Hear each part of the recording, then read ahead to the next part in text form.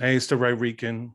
And for the people who watched my video yesterday, I interviewed a man, Larry Kahn, that is running for school board.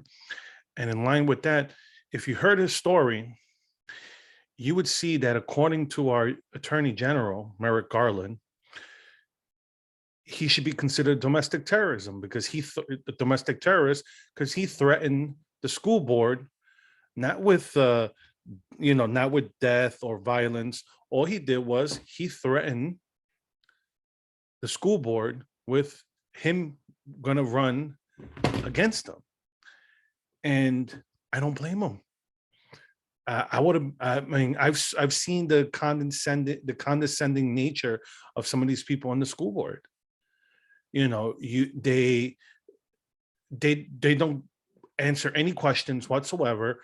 Um, all they want comments because they'll be like, you got to comment on what's on the agenda, but they won't answer questions that you want answered. Um, they skirt these questions. You could email it to them, they still won't answer it. But then when you get angry, they want to call you, they want to complain, and now you're a domestic terrorist. Well, in view of what happened with that, like I want to show this story here with Tom Cotton. Tom Cotton is a great story here. Um, Tom Cotton rips Attorney General Merrick Garland over school board's memo. He should resign in disgrace. Thank God he's not. At the end, Tom Cotton says, "Thank God he didn't become a Supreme Court justice," which is true after seeing him at the horrible and the horrible Attorney General he is. The fact that he's not in the Supreme Court is great. Um, the one good thing the Republicans did. So it goes here. Cotton questioned Garland over the October 4th memo during the Senate Judiciary Committee hearing on Wednesday. And this guy had him. He goes here. You keep citing news reports, and that's the most prominent news report that anyone in America has seen that refers to Scott Smith, whose 15-year-old daughter was raped. She was raped in a bathroom by a boy wearing girls' clothing. And the Loudoun County School Board covered it up because it would have interfered with their transgender policy during Pride Month. And this guy, I mean, what they did to this guy is disgusting. And what Garland said was, Senator, anyone whose child was raped, the most horrific crime I can imagine, platitudes, is certainly entitled and protected by the First Amendment to protest to their school board about this stuff. Garland repeatedly denied that the news report that served as the basis for the October 4th memo were not the same news reports referenced in the NSBA letter, despite also referring to the letter to justify the directive to the FBI. And this is the whole thing. They've asked him numerous times. I know other senators have asked him about Antifa, and it's like, why won't you cover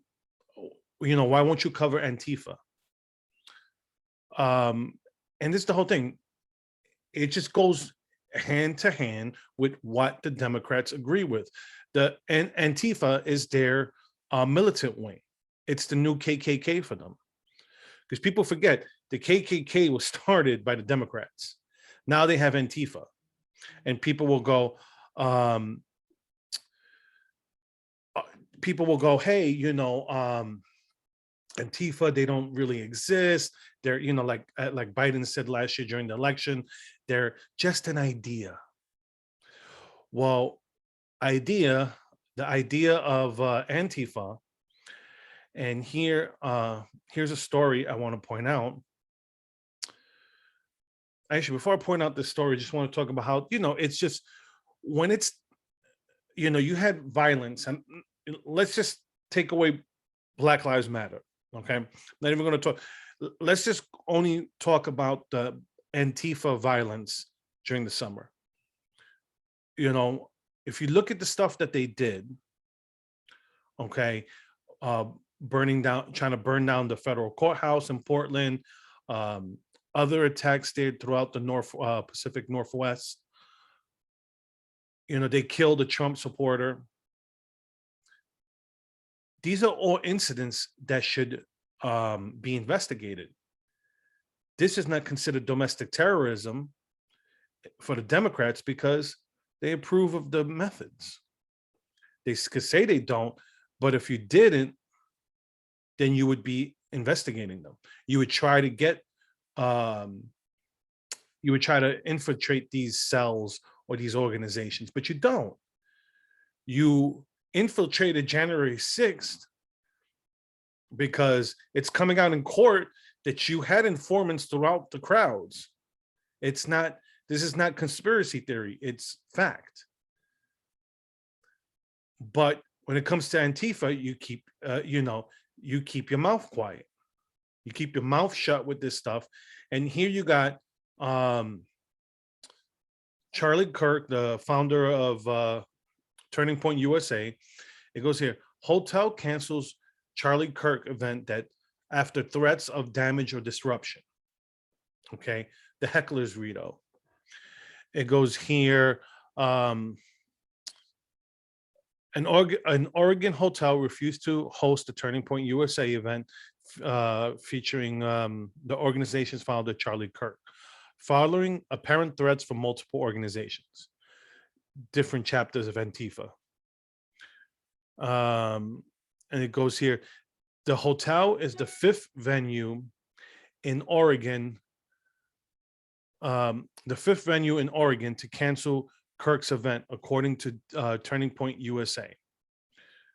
The Graduate Hotel canceled an event last month after it received various communications indicating that the event will cause damage or disruption to the hotel's premises, operation, guest, or reputation. Which that's appalling. Reputation, really? That shouldn't. You're a business.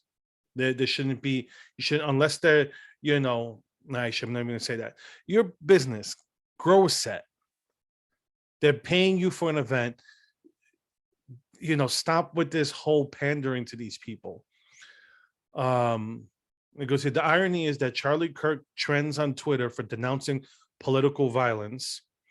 Antifa has been threatening violence against event staff at venues that attempt to host Turning Point USA campus's tour stops, said TPUSA spokesman Andrew Colvett. 5 different venues have now canceled as a result of Antifa's coordinated campaign of violent harassment, including the most recent cancellation on the day of the event in Eugene, Oregon. So while Democrats attempt to criminalize mainstream conservative ideas and personalities who denounce violence, they empower actual violent extremists in the midst by failing to renounce groups like Antifa, which is true. The Washington Examiner reached out to the Holiday Inn for comment, but did not. Okay, so it looks like oh, that's what it is. Okay, Yahoo News just parroted, just took it from Washington Examiner. Look, this is the game. This is the story. This is how it goes. They go and this happens. This happens in college campuses. It's been going on for years. Now what's going on? You have all these people who left college. Now they're in the real world. And instead of living in the real world, they still have their, revolutionary fantasies, their cosplays of wanting to be these Marxist revolutionists. But the problem is they're getting either overt support by Democrat politicians. In this case here, there's no investigation. Look, they're threatening violence at an event that they don't like. And now they get the heckler's veto, and they're threatening terror on the hotels. So if you're going to say January 6th was domestic terrorism, if you're going to say parents yelling at school board members for not listening to their concerns, not answering their questions, if you're going to say that's domestic terrorism, but an event, being planned cannot be hosted at a hotel because an organization is threatening it with violence, and that's not domestic terrorism? Are we living in, crazy land or something? Because to me, it should be obvious who they should be investigating. And at the end of the day, investigate both. I'm not saying that January 6th shouldn't be investigated. Do it. People going into the Capitol building was the stupidest thing. And I rail against them all the time when I talk about January 6th, because it defeated the purpose of the event. The minute you do something stupid like that, mainstream media is not, anybody who leans right is not our friend. It's just not. So we have to walk on eggshells. We have to be careful. We have to take the higher ground. We have to turn the other cheek. But I'm not saying that we need to be weak, but we need to know when to choose our battles.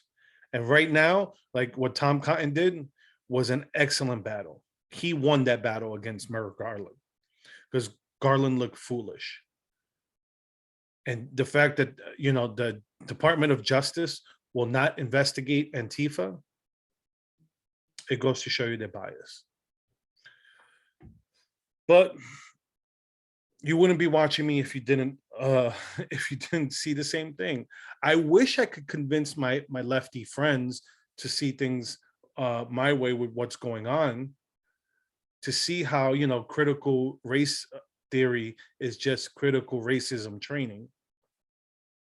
I wish they could see it and see how it's dividing our country. It's not making us stronger, it's making us weaker. Because nobody's saying that we not to teach our history.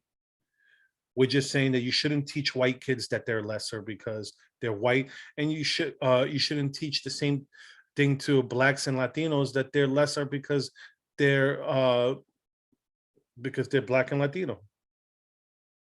That's what goes on. And you shouldn't teach Blacks and Latinos that they're superior because they're Black or Latino. That's, we're all equal in the eyes of the law. Are we all equal in the sense that no, some people are taller, some people are shorter, some people are smarter, some people are dumber. We range the spectrum. Same thing, the beauty about being Latino is I got family members who are blonde hair, blue eyes, and I got family members that are, dark hair, wool hair, and dark skin. It's the beauty of diversity. But you can't force it. It has to come natural. And but that's not what this video is about. This video is about, like I said, it's about we should be equal in the eyes of the law, like I said. But if you're not investigating and prosecuting equally, then you're going to get people angry. It's going to piss a lot of people off, and you could see the bias there. Going after parents at school board meetings, but here's organizations threatening Turning Point USA event, but you won't investigate these organizations' threats. It's bullshit. So I'm gonna leave it there. By Rican, you can follow me here on YouTube or Rumble. You can interact with me on social media. I'm on Facebook, Twitter, Gab. Now that Rumble and Locals, now that Rumble has acquired Locals, I think I'm going to start going on there a little more. I might probably post this video for the first time. That being said, have a good one, everyone.